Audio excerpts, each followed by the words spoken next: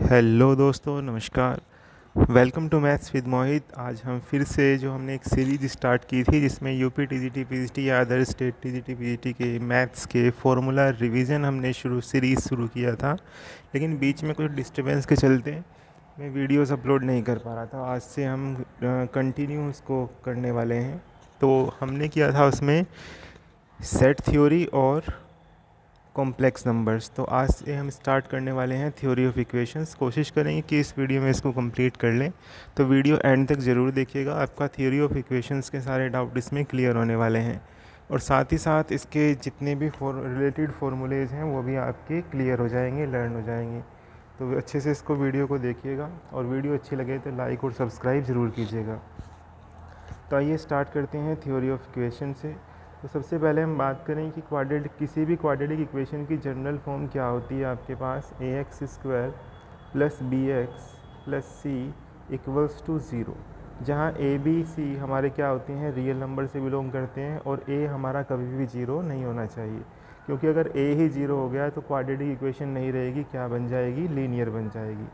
तो अब देखिए, उसके बाद हमारे पास क्वाड्रेटिक इक्वेशन का सॉल्यूशन निकालने के लिए हमारे पास एक क्वाड्रेटिक फार्मूला होता है, जो है x is equals to minus B plus minus under root B square minus 4ac upon में 2a। ये आपके पास क्या है, एक क्वाड्रेटिक फार्मूला है। अब उसके बाद हमने देखना है कि क्वाड्रेटिक इक्वेशन के रूट्स का सम का भी एक फार्मूला होता है, अल्फ़ा प्लस बीटा। मान लीजिए अल्फ़ा और बीटा इसी क्वाड्रेटिक इक्वेशन के क्या है, रूट्स हैं।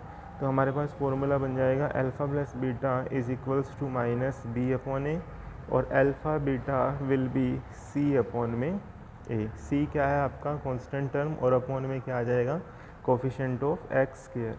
नेक्स्ट है हमारे पास नेचर ऑफ रूट्स। ये हमारे पास क्लास 10th के टॉपिक हैं, लेकिन हमें क्या करना है, रिवाइज़ करना है, क्योंकि कई बार क्या होता है माइंड से स्किप हो जाते हैं, तो हमें इसे कंटिन्यूसली रिवाइज़ करते चलना है।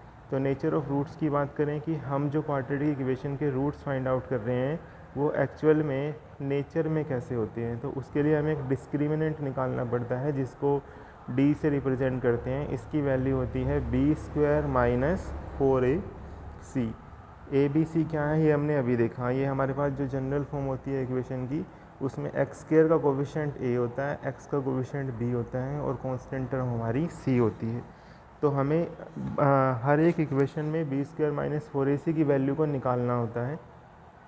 अगर बी स्क्वायर माइनस 4ac की वैल्यू यानी कि डी की वैल्यू ग्रेटर देन ज़ीरो आ जाए, ज़ीरो से बड़ी आ जाए, जैसे 1, 4, 6, ये सब ज़ीरो से बड़ी वैल्यूज़ हैं, तो हमारे पास रूट्स कैसे होते हैं, रियल और डिस्टिंक्ट। और अगर डी की वैल्यू ज़ीरो यानी कि डिस्क्रिमिनेंट जो आपने बी स्क्वायर माइनस 4ac निकाला है वही ज़ीरो आ रहा है, तो रूट आपके रियल और कोइंसिडेंट होंगे। कोइंसिडेंट मतलब आपके पास क्या होंगे, कोइंसिडेंट रूट्स होंगे। अब आगे उसके बाद आपको देखना है कि अगर डी की वैल्यू लेस देन ज़ीरो आ जाए तो रूट्स कैसे रहेंगे, आपके इमेजिनरी रहेंगे। नेक्स्ट है आपके पास कि अगर हमारे पास p प्लस आयोटा क्यूब किसी क्वाड्रेटिक इक्वेशन का रूट है, तो उसका दूसरा रूट हमेशा p माइनस आयोटा क्यूब होता है। यानी कि ये अगर p प्लस आयोटा क्यूब आपका रूट है किसी इक्वेशन का, तो p माइनस आयोटा क्यूब ही होगा। यानी कि कॉम्प्लेक्स कंजुगेट आपस में क्या होंगे, आपके पास किसी भी क्वाड्रेटिक इक्वेशन की रूट होंगे। अगर माइनस में है तो प्लस वाला 100% होगा, प्लस में है तो माइनस वाला भी होगा। और कॉम्प्लेक्स नंबर में हमने पढ़ा था आयोटा की वैल्यू क्या होती है, अंडर रूट माइनस 1। उसके बाद देखो नेक्स्ट है हमारे पास कि consider the quadratic equation ax square plus bx plus c equals to zero where A B C are from the irrational number. तो अगर d ग्रेटर देन जीरो आ रहा है और परफेक्ट स्क्वायर है, तो हमारे पास जो रूट्स होंगे वो कैसे होंगे, रेशनल होंगे और अनइक्वल होंगे। यानी कि अगर जैसे d की वैल्यू जो आ जाए आपके पास 16, अब देखो ये पॉजिटिव भी है और आपके पास क्या है, ये परफेक्ट स्क्वायर भी है, ठीक है ना, किसका है, 4 का। तो इसीलिए हम कहेंगे रूट्स कैसे होंगे, रैशनल होंगे और अनइक्वल होंगे।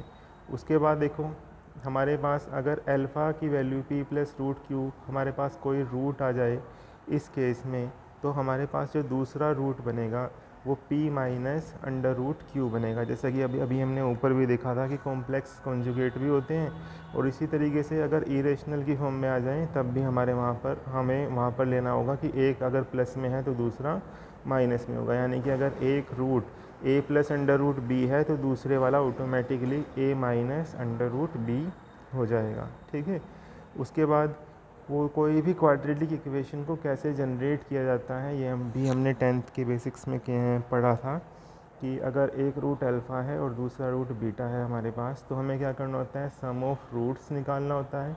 उनके साथ हम क्या लगाएंगे, x, और प्लस करेंगे अल्फ़ा बीटा यानी कि प्रोडक्ट ऑफ रूट, और इधर हम जो वेरिएबल यूज़ कर रहे हैं उसकी पावर 2 कर देंगे, यहाँ लगा देंगे माइनस।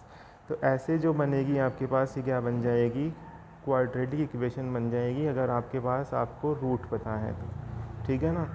अब देखिए नेक्स्ट है हमारे पास कंसीडर द क्वाड्रेटिक इक्वेशन।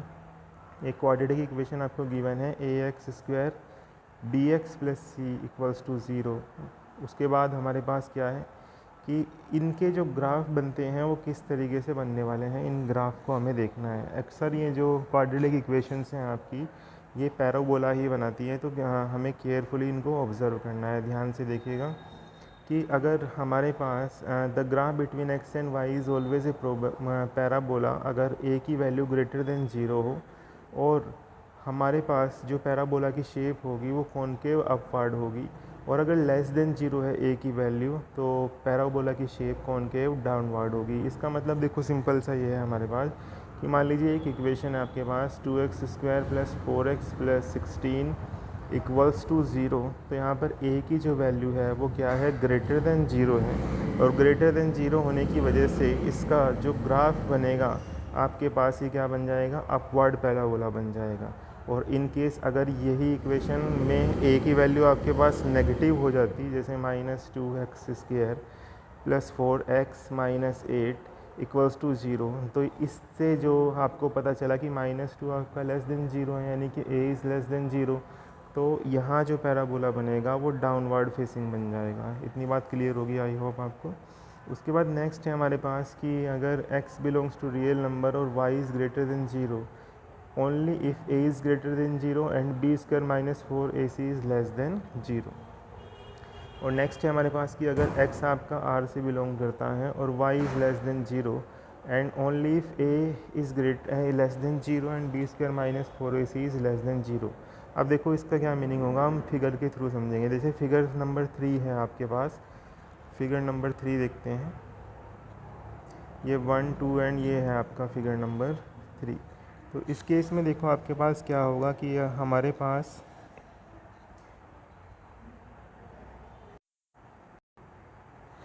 देखिए बच्चों, यहाँ पर ये क्या कहना चाह रहा है पॉइंट नंबर 2 और 3 में, कि ये जो आपकी इक्वेशन यहाँ पर गिवन है y is equals to ax² plus bx plus C, इस केस में अगर a हमारा पॉजिटिव हो, ये a हमारा क्या हो, पॉजिटिव हो, तो y की वैल्यू ग्रेटर देन 0 आएगी। लेकिन a ग्रेटर देन 0 होने के साथ साथ b² माइनस 4ac की वैल्यू लेस देन 0 भी होनी चाहिए। यहाँ ये बात की गई है। और ऐसे ही आपके पास थर्ड केस में क्या कहा गया है कि y लेस देन 0 एक ही केस में आ सकता है कि अगर a लेस देन 0 हो और b² माइनस 4ac की वैल्यू भी आपकी क्या हो, लेस देन 0 हो।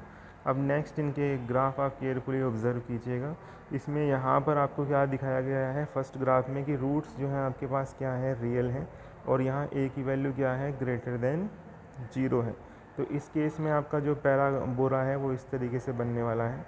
नेक्स्ट केस आपका यहाँ दे रखा है कि 1 पॉइंट पर टच कर रहा है, ठीक है ना, यहाँ किसी भी पॉइंट पर क्या कर रहा है, वो टच नहीं कर रहा है। अब देखिए नेक्स्ट है हमारे पास, अब ये डाउनवर्ड फेसिंग पैराबोला आपके पास आ जाएंगी। देखो यहाँ ना थोड़ी सी एक चीज़ मिसिंग है आपके पास कि अगर ये वाला ग्राफ कब बनता है, जब a हमारा ग्रेटर देन 0 हो और d हमारा वो भी ग्रेटर देन 0 हो। और सेकंड केस में हमारे पास कि अगर a ग्रेटर देन 0 है और हमारा d भी क्या हो, इक्वल्स टू 0 हो। और यहाँ पर लास्ट केस है कि अगर a ग्रेटर देन 0 है और d हमारा लेस देन 0 है। d क्या है आपका, डिस्क्रिमिनेंट। अब इसी तरीके से आपके जो नीचे वाले ग्राफ हैं यहाँ बनने वाले हैं कि यहाँ पर क्या होगा, आपका जो डी है वो उसका केस अलग होने वाला है, यहाँ डी का केस अलग होगा और यहाँ भी डी का केस क्या होगा, अलग होगा, इन द सेम वे जैसे आपने ऊपर किया था अभी, ठीक है ना। अब देखो नेक्स्ट है हमारे पास कि यहाँ ये आपको हाँ यहीं से क्लियर हो जाएगा, ये लिखा हुआ है ना कि रूट्स रियल एंड डिस्टिंक्ट हैं, रूट्स आर इक्वल, यहाँ पर इक्वल आएगा, और रूट्स आर कॉम्प्लेक्स, यानी कि डी हमारा लेस देन ज़ीरो है। इस केस में डी हमारा क्या रहे, डी क्या है हमारे पास, डी इक्वल्स टू ज़ीरो है, और यहाँ पर डी जो है हमारा ग्रेटर देन ज़ीरो है। नेक्स्ट है हमारे पास solution of quadratic inequalities. Quadratic inequalities के क्या सोल्यूशन होंगे हमारे पास, बहुत इंपॉर्टेंट है, इसको बहुत ध्यान से समझना कि ये आपके पास एग्ज़ाम में भी कई बार पूछा गया है कि मान लीजिए कि अगर A X square plus B X plus C equals to greater than zero है और ए हमारा क्या है, नॉन ज़ीरो है, तो उस केस में अगर डी की वैल्यू ग्रेटर देन ज़ीरो आती है तो इस इक्वेशन के दो डिफरेंट रूट्स आएंगे, x1 और आपके पास क्या आएंगे, x1 और x2, और x1 will be less than x2। तो अगर a ग्रेटर देन ज़ीरो है तो हमारे पास सॉल्यूशन सेट ये बनता है, और अगर a लेस देन ज़ीरो है तो सॉल्यूशन सेट ये बनता है। क्या इतनी बात क्लियर हुई है आपको, बहुत इंपॉर्टेंट है, इसको एप्लीकेशन के थ्रू समझना, मतलब इसको एक एग्जांपल लेना, जैसे हमने लिया 2x square plus 3x plus 7 equals to zero. तो इस केस में आपको समझना है कि अगर इसका d जो है वो ग्रेटर देन ज़ीरो आता है और इसके जो दोनों रूट्स निकलने के बाद मान लो हमारे पास दो रूट्स आए 2 और 3, ठीक है ना। तो ये सिर्फ एग्जांपल लिया है मैंने कि हमने मान लिया कि 2 और 3 हमारे पास दो रूट आए हैं और हमारा a भी क्या है, ग्रेटर देन ज़ीरो है, तो जो x की वैल्यू होगी वो कहाँ लाई करेगी, माइनस इन्फिनिटी से 2 यूनियन 3 से इन्फिनिटी। क्या इतनी बात समझ आई सभी को। तो सेम इसी तरीके से करना है, लेकिन अगर a लेस देन ज़ीरो हो जाए, यानी कि यहाँ a की वैल्यू क्या आ जाए, जैसे -3 आ जाती, लेकिन रूट हमारे क्या रहते, 2 और 3 रहते, तो हमारा जो सॉल्यूशन सेट बनेगा वो x बिलोंग्स टू 2, 3 बन जाएगा, ठीक है ना। ये चीज़ कहना चाह रहे हैं। उसके बाद देखो नेक्स्ट हमारे पास कि अगर d की वैल्यू ही 0 आ जाए और रूट्स हमारे पास क्या होंगे उस केस में, इक्वल। तो सेम यहाँ भी हम करेंगे कि अगर a ग्रेटर देन ज़ीरो है तो सॉल्यूशन सेट ये बनेगा, और अगर a लेस देन ज़ीरो है तो सॉल्यूशन सेट आपका क्या बन जाएगा, एम्प्टी हो जाएगा, यानी कि x जो है वो कहाँ बिलोंग करेगा, फाई को बिलोंग करेगा। बहुत इंपॉर्टेंट है, इसको याद रखिएगा। उसके बाद है हमारे पास मैक्सिमम और minimum value of a quadratic equation. ये भी कई बार एग्ज़ाम में पूछा गया है कि हमें इसकी क्या निकालनी है, मैक्सिमम और मिनिमम वैल्यू हमें फाइंड आउट करनी है। बिल्कुल आसान है, बस आपको ये फॉर्मूले लर्न कर लेने हैं कि सबसे पहले ये क्वाड्रेटिक इक्वेशन गिवन है और ये वैल्यू कहाँ कर करती है, -b/2a पर करती है, ठीक है ना। अगर a लेस देन ज़ीरो है या a ग्रेटर देन ज़ीरो है तो y आपका यहाँ बिलोंग करेगा, यानी कि आपका a अगर ग्रेटर देन ज़ीरो है तो उस क्वाड्रेटिक इक्वेशन की जो मिनिमम वैल्यू होगी वो ये होगी, और मैक्सिमम वैल्यू आपके पास क्या आ जाएगी, वो इन्फिनिटी आ जाएगी। और अगर a लेस देन ज़ीरो है तो मिनिमम वैल्यू उसकी क्या हो जाएगी, माइनस इन्फाइनाइट, और मैक्सिमम वैल्यू क्या हो जाएगी, 4ac माइनस b²/4a। इसको आपको क्या करना पड़ेगा, लर्न करना पड़ेगा। और अगर वर्टेक्स की बात देखो, एक चीज़ हमने इसमें मिस की है यहाँ पर कि अगर ये पैराबोला आपका क्या करता है, टच करता है इसको, तो यहाँ पर जो वर्टेक्स निकलते हैं वो निकलते हैं -b/2a, -d/4a से। तो d हमारे पास क्या है यहाँ पर, डिस्क्रिमिनेंट है। अब देखिए मैक्सिमम और मिनिमम वैल्यू ये फॉर्मूले हैं, इनको लर्न करना ही पड़ेगा। अब देखो जैसे a ग्रेटर देन ज़ीरो है तो y यहाँ इस इंटरवल में बिलोंग करेगा, और अगर a लेस देन ज़ीरो है तो y इस इंटरवल में बिलोंग करेगा। बस वही सेम चीज़ है, देखो b² - 4ac उल्टा कर देना है, 4ac - b²/4a। ये कुल मिलाकर किसकी बात कर रहा है, ये कर रहा है -d/4a। तो तुम इसको ऐसे भी याद कर सकते हो, क्या, -d/4a से इन्फिनिटी, या फिर -इन्फिनिटी से -d/4a।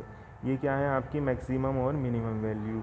ये याद रखना है कि अगर a ग्रेटर देन ज़ीरो है तो आपकी जो मैक्सिमम वैल्यू है वो इन्फिनिटी होती है और मिनिमम वैल्यू ये रहेगी, ठीक है ना। अब देखो नेक्स्ट है common root of two quadratic equation, only one common root. Common root का कंसेप्ट तो नहीं है हमारे पास। अब देखिए नेक्स्ट देखिए आगे, नेक्स्ट है हमें पढ़ना है इसमें थ्योरी ऑफ इक्वेशंस के अंदर ये चीज़ हम ऑलरेडी कर चुके हैं, कौन सी कि अगर हमारे पास अल्फ़ा प्लस आईटा बीटा कोई रूट है तो अल्फ़ा माइनस आईटा बीटा भी इसका रूट होगा। यानी कि हमारे पास इमेजिनरी रूट्स जो है वो कॉन्जुगेट पेयर में क्या करते हैं, एग्जिस्ट करते हैं। और इसी तरीके से इरेशनल का केस बनता है, अगर एक प्लस में है तो दूसरा माइनस में भी एग्जिस्ट 100% क्या होगा, करेगा ही करेगा। तो ये थ्योरी ऑफ इक्वेशन में हमें इतना ही करना था, तो आज के लिए इतना ही। अगर वीडियो ज़रा भी अच्छी लगे तो उसको लाइक और सब कीजिएगा और चैनल को सब्सक्राइब कर लीजिएगा।